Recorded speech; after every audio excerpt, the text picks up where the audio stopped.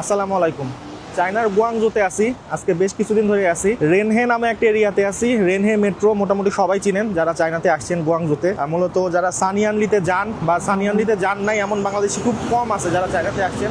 মেট্রোতে যেতে হইলে এয়ারপোর্ট থেকে মূলত আমরা প্রথমে রেনহে যাই, রেনহেটা ক্রস করে লাইন চেঞ্জ করে আমরা তারপরে সানয়ানলিতে যাই। তো এইবারই মূলত প্রথমবার আমি এই এরিয়াতে আছি। সানয়ানলি আসলে এতটা বেশি এক্সপেন্সিভ বলার মতো না। আর এত পরিমাণ বাংলাদেশি ব্যবসায়ী, বাংলাদেশি খাবার দাবার সবকিছু মিলে মোটামুটি সবাই ওইখানে আসে। সবার একটা ফার্স্ট চয়েস থাকে যে আমি চায়নাতে গুয়াংজু গেলে ওইখানে যাব। যদিও অনেক বাংলাদেশি এখন শিফট করে বেইজিং রোডে থাকেন, বেইজিং রোডটাও সানয়ানলির অনেক কাছে, বাট রেনহেটাও খুব একটা খারাপ না। আমি বর্তমানে যে হোটেলটাতে আছি লাংনি সিলেক্ট হোটেল, এটার নাম।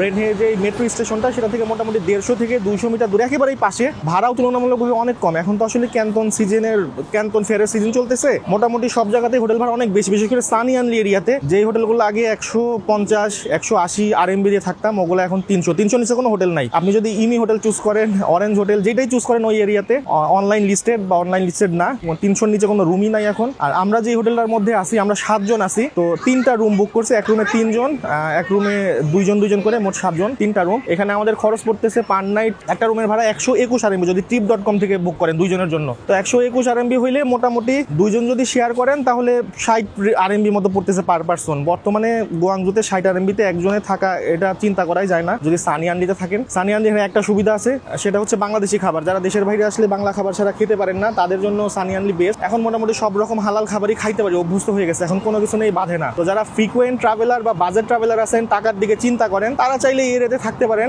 আমার ভিডিওতে অলরেডি আপনারা ওই আমার হোটেলের কিছু ছবি বা ভিউ পেয়ে গেছেন। হোটেলটাও খুবই চমৎকার হোটেল, একবারে খারাপ বলবো না, অনেক ভালো, সানিয়ানলির চাইতে ভালো। সবচেয়ে মজার বা ইন্টারেস্টিং ফ্যাক্টটা হচ্ছে, যেটা খুঁজতেছিলাম আসার পরে, হোটেলের আশেপাশে কোনো হালাল রেস্টুরেন্ট আছে কিনা, খাওয়াটা একটা ঝামেলা এখানে। তো আমাদের হোটেলের মোটামুটি 50 মিটার পাশে একটা হালাল মুসলিম রেস্টুরেন্ট আছে, মঙ্গোলিয়ান রেস্টুরেন্ট। এখানে খাবারও অনেক চিপ, মোটামুটি 12, 14, 16, 18, 20 ম্যাক্সিমাম। এর মধ্যে আপনি ফ্রাইড রাইস, তারপরে আলু, গরু দিয়ে রান্না করা মাংস, এই টাইপের জিনিসগুলো খেতে পারেন। এই যে আমার পেছনে রেস্টুরেন্ট, আমি কথা বলতে রেস্টুরেন্টে চলে আসছি। এখানে হালাল সাইনও দিয়ে আছে, আরবি লেখা আছে আপনারা।